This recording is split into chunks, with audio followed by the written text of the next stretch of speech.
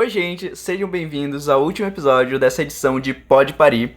E o grupo de hoje, ele é formado por mim, Gabriel, pela Eduarda, Oi, gente. pela Moane Oi. e pela Josiara. Oi. E o nosso tema vai ser acompanhamento da criança. Inicialmente, a gente pode começar desse tema falando sobre a caderneta da criança, que é aquele livrinho entregue logo lá no comecinho da maternidade, que parece ser só um caderninho de anotações, mas na prática ele é quase como um guia de vida para os nossos primeiros anos de vida como criança. Inclusive, nós mesmos possuímos um relato pessoal, né, Loyola? É isso mesmo, eu lembro bem quando a minha filhada nasceu. A enfermeira trouxe essa caderneta, explicou bem rapidinho, mas sinceramente, né? A gente só olhava quando ia no posto de saúde. Depois de um tempo que a gente veio perceber que lá dentro tinham várias informações importantes sobre alimentação, amamentação, desenvolvimento, vacina, tinha até dica de segurança de casa. É um material super completo, mas infelizmente as famílias não sabem muito explorar. Pois é, Loyola, a gente tende a achar que é só um registro, tipo uma carteirinha de vacina mais bonita. Só que não, ela foi pensada justamente para ser consultada em casa pelos pais, avós, familiares e assim por diante. Não precisa esperar a consulta para abrir. Dá para aprender bastante coisa com ela sozinha. É verdade, até porque a caderneta ela veio para ser tipo esse elo, né? Essa ponte entre os profissionais de saúde e a família. E aí, claro, ela vai organizar todas as informações sobre o crescimento da criança e orientar a família do que fazer no dia a dia. Nossa, e uma parte que sempre me chama a atenção é aquelas curvas de crescimento. Porque tem aquele gráfico com linhas coloridas que no começo parecem ser super confusas, mas a gente descobre que são super importantes. Porque o enfermeiro ou o médico ele vai anotando o peso, a altura, o perímetro da cabeça. E aí a gente vai descobrindo que a família pode acompanhar se a criança está seguindo o esperado só olhando aquele gráfico. E, gente, não pode achar que só porque o bebê tá ganhando peso que tá tudo ok. Às vezes a criança ela engorda muito rápido, isso já é um alerta para obesidade, por exemplo. Ou o contrário, cresce pouco e pode indicar uma desnutrição ou até algum problema hormonal.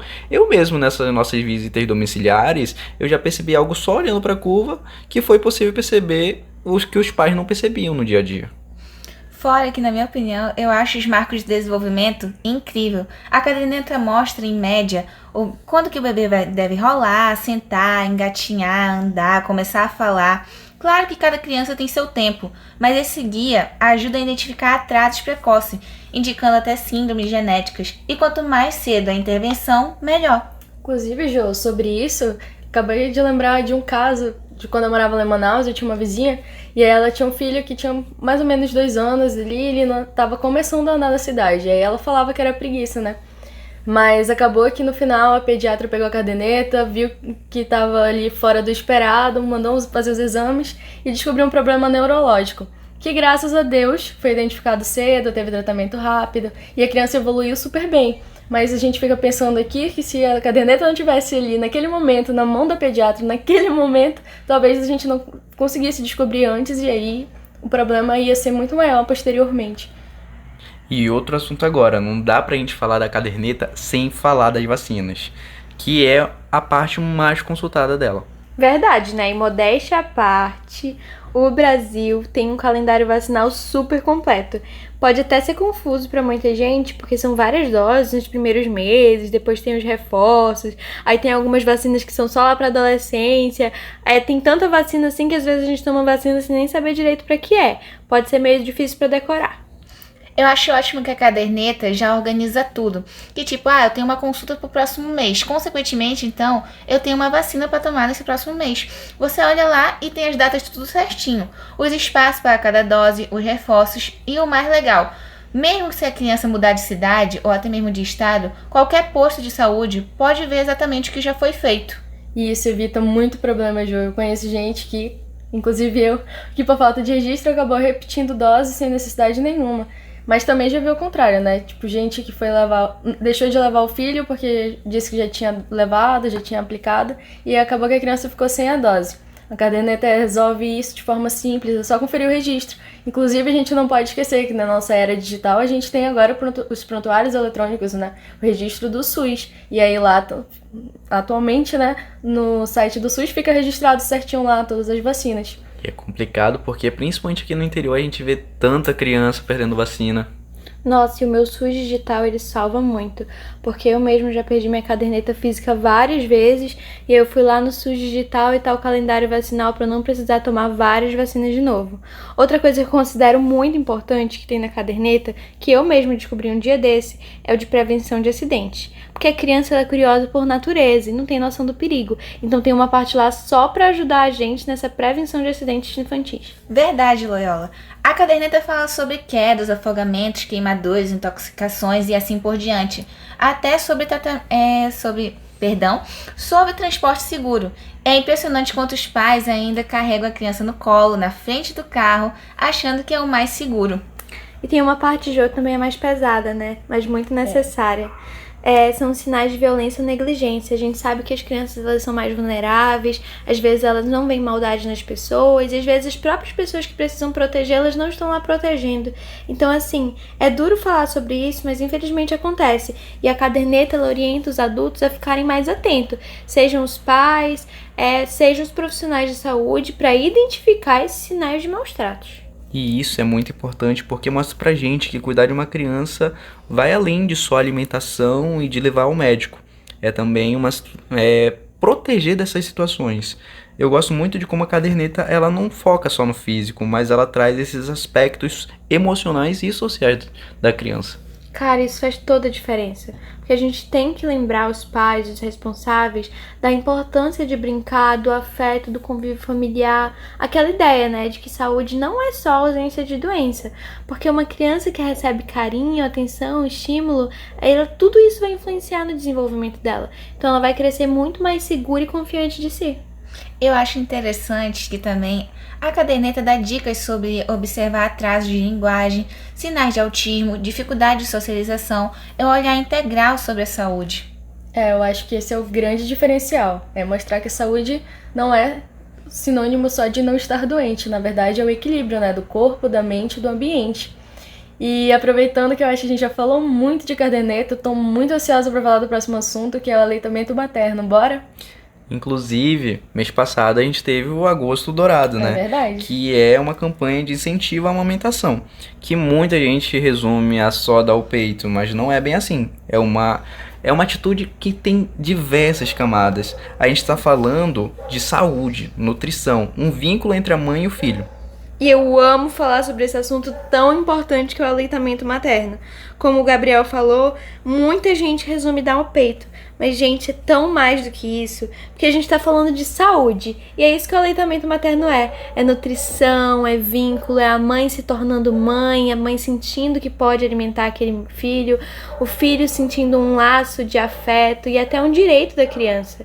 Então, por exemplo, não é à toa que o leite materno é considerado um alimento de ouro, porque ele tem tudo que o bebê precisa nos primeiros 6 meses de vida. Mas mesmo assim, ainda há muitos desafios e dúvidas sobre amamentar. Sem contar que existem vários mitos em volta. Desde coisas simples, tipo, meu leite é fraco, até a ideia de que a criança precisa de um chazinho, ou água, ou até mesmo qualquer outro alimento sólido ou semissólido nos primeiros meses. Muita gente não sabe que o leite materno já supre todas as necessidades de proteínas, carboidratos ou qualquer outra nutrição ou hidratação que o bebê precise. Outra coisa que muita gente não conhece é os benefícios, né? Tanto para a mãe quanto para o bebê. Normalmente a gente acha que benefício é só para o bebê. E não é bem assim. Eu acho que a gente podia aprofundar um pouco mais esse assunto e imergir nesse mundo dos benefícios, né, Gabriel? E assim, para começar sobre os benefícios, eu acho primordial a gente lembrar que o alimento mais completo para o bebê é o leite materno. E ele muda de acordo com a fase da criança. Vocês sabiam disso? Só no começo a gente tem o colostro, que é aquele leite mais amarelado, e ele já é riquíssimo em anticorpos. É como se ele funcionasse como a primeira vacina do bebê. O aleitamento materno é muito fenomenal mesmo, né? Porque se a gente parar pra pensar, o corpo todo se prepara para não só nutrir essa criança, mas também para proteger. As pesquisas indicam, o próprio Ministério da Saúde, as diretrizes, que essas crianças que têm o amamentamento adequado, o aleitamento adequado, elas têm menos riscos de contrair doenças como respiratórias, diarreia, alergias e reduzem até chances de problemas na vida adulta, como obesidade, diabetes e essas rinites, sinusites que a maioria dos amazonenses penam com isso, né? É verdade. Sem falar também, Loyola, que o impacto emocional que gera ali na mãe, esse momento muito forte de vínculo entre mãe e filho, que previne até mesmo depressão em si, da parte da mãe. O contato pele a pele, o olhar, o cheiro, tudo isso gera segurança para o bebê. É uma forma de comunicação que vai além da nutrição, é tão lindo. E como eu disse, muita gente esquece que tem benefício para a mãe. Mas amamentar ajuda o útero a voltar para o tamanho normal depois do parto e, além disso, ele também reduz o risco de hemorragia no pós-parto. E uma coisa muito importante também que muita gente não sabe é que amamentar ajuda contra o câncer de mama e de ovário e ajuda também no controle de peso, né? Ou seja, voltar para o peso normal antes da gestação. Por falar em coisas que muita gente não sabe, um ponto que sempre gera dúvida é o tal do exclusivo até 6 meses. Muita gente acha que é exagero, mas não é. Até essa idade, o bebê não precisa de chá, suco, água, nada além do leite materno. Ele é mais do que suficiente para suprir todas as necessidades da criança. A OMS mesmo disse isso. Principalmente aqui no Brasil, que muitos avós sempre falam: ai, mas no meu tempo a gente já dava água, a gente já dava mingau, a gente já dava o chazinho, que é muito popular aqui no Amazonas. Mas hoje em dia a gente já sabe que isso pode trazer inúmeros riscos para o bebê. Pode trazer uma diarreia, uma obesidade, uma anemia, nossa, vários problemas. E é claro, só depois dos 6 meses podemos começar a introdução alimentar. Muita gente acha que completou os 6 meses e pode parar a amamentação, mas não é bem assim. Na verdade, o leite segue como complemento até os 2 anos de idade, como a OMS preconiza. E isso mostra como o processo da amamentação é um processo contínuo, não é? Não é só dar leite no peito e pronto nos primeiros meses, não. É acompanhar a criança, é manter a amamentação e alimentação depois dos 6 meses exclusivo, enquanto for possível e quanto for confortável, né? Tanto para a mãe quanto para a criança. E essa é a melhor forma de manter um aleitamento materno adequado. Agora, vamos ser sinceros, amamentar não é sempre um trabalho fácil. Tem mulheres que sentem dor, rachuras no peito ou até o famoso leite pedrar e dificuldade com a pega do bebê. Sem contar que é um cansaço enorme, né? O bebê mama de madrugada, mama várias vezes ao dia, e isso exige uma energia gigantesca da mãe. E às vezes a família não entende e já fala que é frescura. Poxa, isso é verdade. Eu acho que a falta de informação nessas horas ela atrapalha bastante. Principalmente as mamães de primeira viagem que já se sentem mais inseguras. Quando o bebê não ganha peso tão rápido, logo vem alguém falar que o leite é fraco. Só que isso não existe, gente. O leite nunca é fraco. Pode haver problemas de técnica, de frequência, isso tudo é muito resolvível, a gente pode ajustar, mas a composição do leite ela sempre vai ser adequada para o seu filho. E outra coisa que ajuda muito é ter rede de apoio, né? Pai, avós, os amigos, todo mundo pode contribuir ajudando um pouquinho, cuidando da casa, preparando a comida e até apoiando emocionalmente, né? Não custa nada ficar ali do lado da mãe enquanto ela amamenta, só dando um apoio moral. E quando as pessoas têm dificuldades, não custa nada a gente procurar uns profissionais de saúde, ir até o posto mais perto, procurar grupos de aleitamento. Existem bancos de leite também, muita gente não sabe. Toda ajuda, gente, que está disponível, ela está aí oferecida pelo SUS para vocês, e vocês têm o direito de usufruir disso. Isso é verdade. Às vezes a gente vê algumas mães que só precisam de uma palavra de apoio, de um ombro amigo. Quem nunca só precisou de um ombro amigo, né? Aproveitando que a gente tá esclarecendo aqui, vamos desmistificar umas coisas? Tipo, se a mãe come feijão, o bebê vai ter cólica. Isso é o clássico, né? É verdade, é um baita clássico, mas gente, não existe isso, não tem comprovação científica nenhuma de que alimentos específicos vão causar cólica. O que pode acontecer é o bebê ter alguma sensibilidade individual, uma alergia, mas isso não é uma regra. Outro mito é que a mãe precisa tomar muito leite de vaca para produzir leite materno. Na verdade, o que importa é se hidratar bem, manter uma alimentação equilibrada e o corpo se adapta e produz leite conforme a demanda do bebê. Tanto que, mesmo durante a amamentação, o leite vai mudando. No início tem muita água, no meio tem muita gordura e no final tem muitas proteínas e anticorpos para o bebê. E tem aquele outro papo de que mãe que trabalha fora não vai conseguir amamentar, né? Hoje em dia, gente, isso cai por terra, tá? Dá pra ordenhar, dá pra tirar o leite, dá pra armazenar, dá pra congelar. Nada disso se torna uma barreira. E aí a gente consegue continuar normalmente oferecendo o leite ao bebê. A questão é tudo, como eu disse, sobre redes de apoio. Uma coisa que acho muito importante é que a responsabilidade de apoiar o aleitamento não é só da mãe, é de toda a sociedade, como estamos falando aqui. Exatamente, isso vai desde políticas públicas, como garantir uma licença maternidade e locais adequados para amamentação, até pequenas atitudes no dia a dia, como não criticar uma mãe que está amamentando em público, que muita gente faz. E para os profissionais de saúde que estão nos ouvindo também, né? A gente sabe que os profissionais precisam estar preparados. Às vezes não é sobre técnica, é uma palavra de incentivo que vai fazer a diferença. Uma mãe, ela precisa se sentir segura para ser mãe. Então uma mãe insegura, cansada, pode desistir se não tiver o acolhimento, e a sua palavra pode fazer toda a diferença. Com certeza, até porque apesar do aleitamento materno ser natural, ela precisa de apoio, né? Então, quanto mais informação e quanto mais suporte oferecermos como profissionais de saúde, maiores serão as chances da mãe conseguir manter e o bebê ter um aleitamento adequado. Então é isso, meu povo. Eu acho que deu para perceber que a caderneta de saúde da criança ela é muito mais que um livrinho esquecido na gaveta e que o aleitamento materno ele tem inúmeros benefícios tanto para a mamãe quanto para o bebezinho e nossa, um momento único. A caderneta é um guia completo, cheio de informações que realmente podem mudar o futuro da sua criança. E se você que está ouvindo tem uma criança por perto, dá uma olhada na caderneta, veja se já está atualizada. E outra coisa muito importante que a gente tem que fazer aqui hoje é compartilhar o conhecimento que foi passado.